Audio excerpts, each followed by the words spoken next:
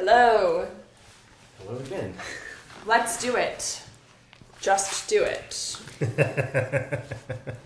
We were just talking about how in the book sometimes Ryan will be like, just do this, just do that, and how it's a little dismissive, actually, feeling sometimes. Yeah. Is it like discounts, like, okay, but what about all of my... I'm not saying he's dismissive. I'm just saying the word, the phrasing. the phrase just is kind of like, this is super easy. We all doing it already. So, hey, you just have to do just. And then and now your life will be now it's perfect. working. Look how successful you are. Just. And there it goes.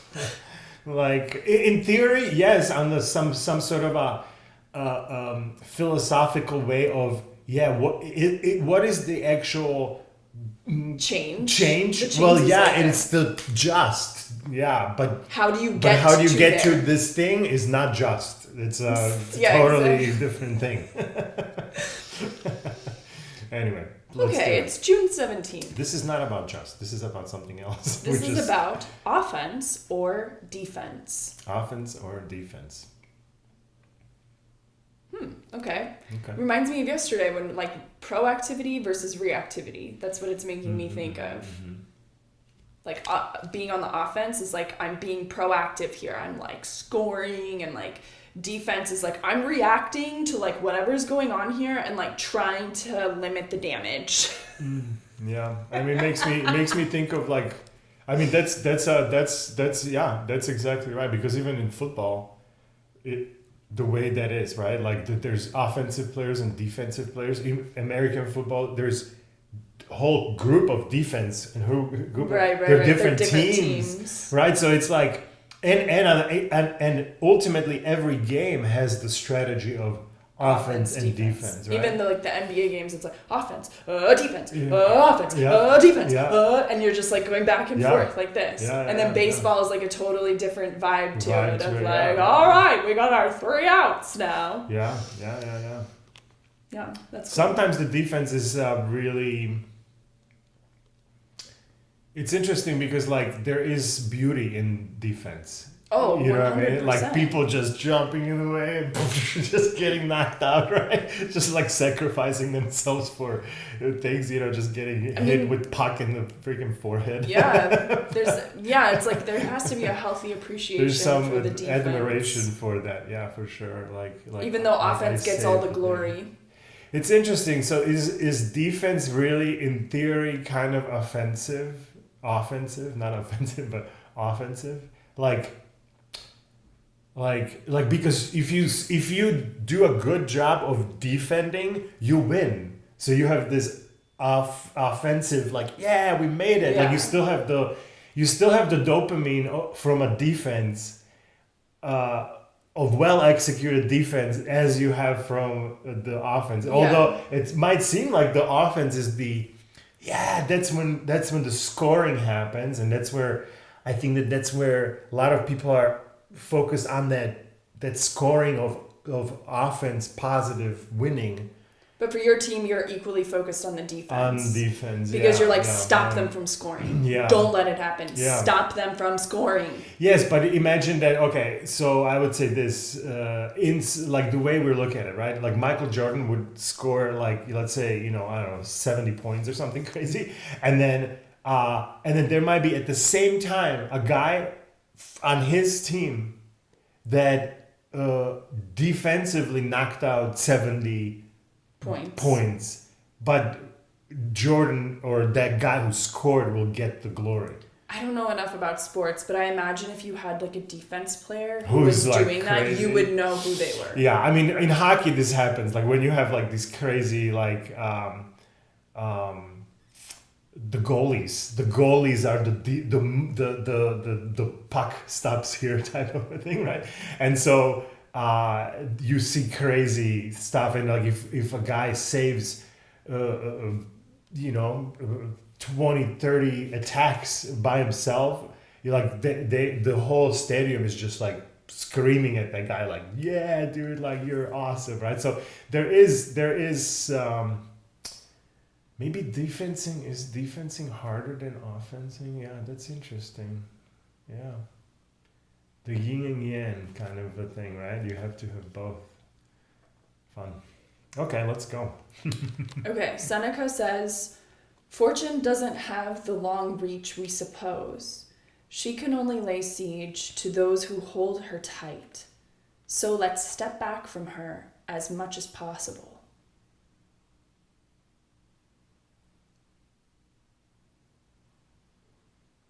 Fortune doesn't have the long reach we suppose. She can only lay siege. What does lay siege mean? Like she can only come to you or something. Come to or attack. Like siege. Well, yeah. But if we're thinking about it, courage is in both, right? Again, courage is in defense and in offense. Yeah, but he's not saying anything about defense or offense in this specific quote. Although I know Ryan's gonna tie it all together. Sure. I'm just trying to understand, like, what is he saying? Like, fortune doesn't have the long reach we suppose. She can only lay siege to those who hold her tight. So let's step back from her as much as possible. I get the last thing. He says, so let's step back from her as much as possible. Like, move away from, like, wanting to hold tightly to fortune.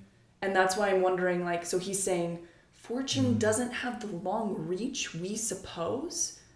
What is this, freaking Shakespeare? Jeez. Yeah, so like he's saying like fortune doesn't go far or something. So it's like contradicting. Maybe fortune doesn't go so far. It won't take us that far in life. Yeah. She can only lay siege to those who hold her tight. So like she can only ruin the people who are grasping on it, yeah. So then better to let her go.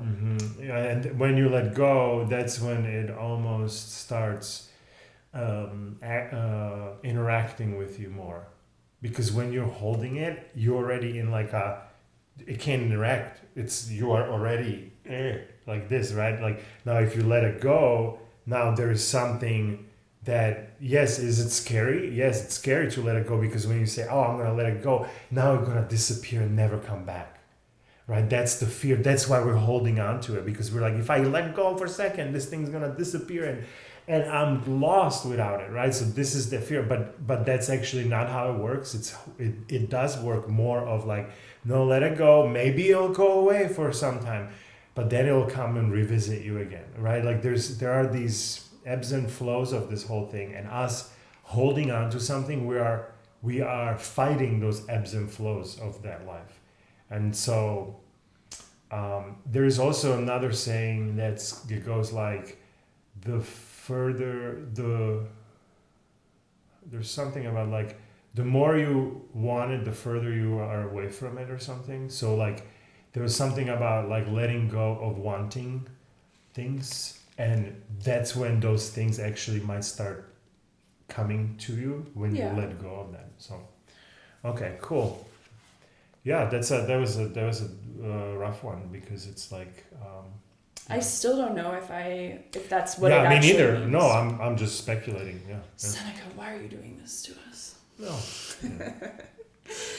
Okay, you want to see how Ryan is going to tie this into the offense or defense idea? Okay. Yeah.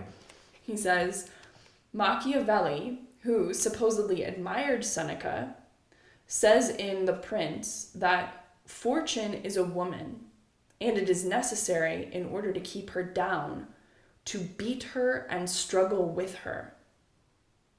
Even for the 16th century, it's pretty horrifying imagery. But for a ruthless and endlessly ambitious ruler, it was par for the course. Is that the nasty lifestyle you're after? Now compare that view with Seneca's. Not only is he saying that the more you struggle with fortune, the more vulnerable you are to it, but he's also saying that the better path to security is an impregnable wall of philosophy. Philosophy, he says, helps us tame the mad frenzy of our greed and tamps down the fury of our fears. In sports or war, the metaphor here would be the choice between a strategy of endless, exhausting offense and a strategy of resilient, flexible defense. Which will you play? What kind of person are you? Only you can answer that question. But you would be remiss not to consider the ultimate end of most of the princes in Machiavelli's book, and how few of them died happily in bed, surrounded by their loved ones.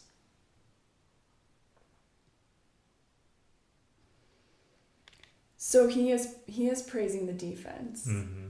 He's saying like the offense is like the endless striving to get. Mm-hmm. And the defense is like taking life as it is, as it's coming, and then try to navigate to not to get dunked on too much. Because there's this chasing of something that we don't know what it is.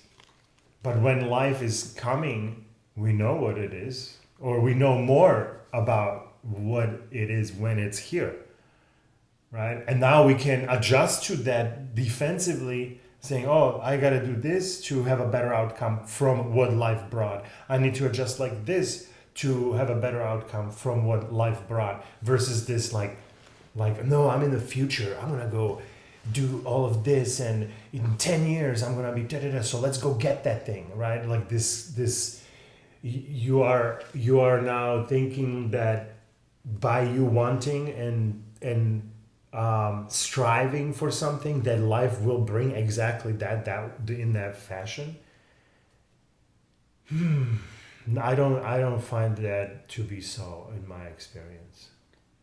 And yeah, it's also reminding me of all of the different characters on the TV show Succession that we're watching, because it's such an interesting perspective into the lives of like rich and powerful, because all of a sudden I'm seeing like how much scheming there is involved in it, of like gaming something out and being like, and then this is going to happen, and I'm going to move this way, and they're going to move that way, and I'm going to do this. And it's like constantly just like this exhausting like game into the future of, and then nothing ever ends up for any character how they were actually like imagining it, even though they tried to game out terrible situations. Like they weren't just gaming out like, oh, it's gonna be great in the future. They'd be like, and then this person's gonna sue the shit out of me, and I'm gonna do this, and like, but like somehow they just never see like actual reality coming to them. And so like that to me is like a perfect example of like what Machiavelli is talking about, and in terms of like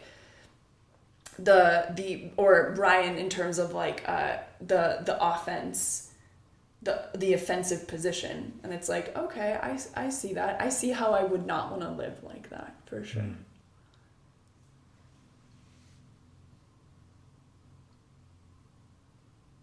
Yeah, this one was a little confusing for sure. Like the quote was a little confusing. The explanation, the defense, offense.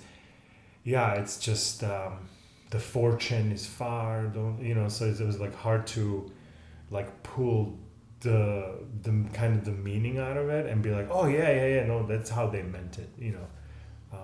Yeah, what I'm kind of taking right now is like, don't go chasing waterfalls. You know what I mean? Like, I feel like it just boils down to that for me right now.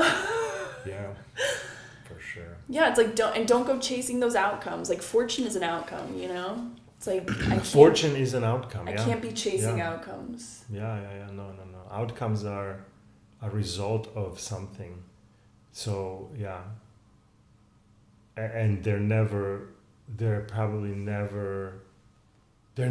way you imagine it. Yeah, so, yeah, that's silly. Cool. Nice. Okay, so I don't know what question I have for you at home today. What question? Do you have a question, Ollie? Tell us, what do you think about this one? Yeah, like tell us what you think about this one. Maybe we can learn from each other this way. Yeah. Yeah, okay. You tell us what your takeaway was, because I don't think we're like quite sure over here what ours is, except for don't go chasing waterfalls. See you tomorrow.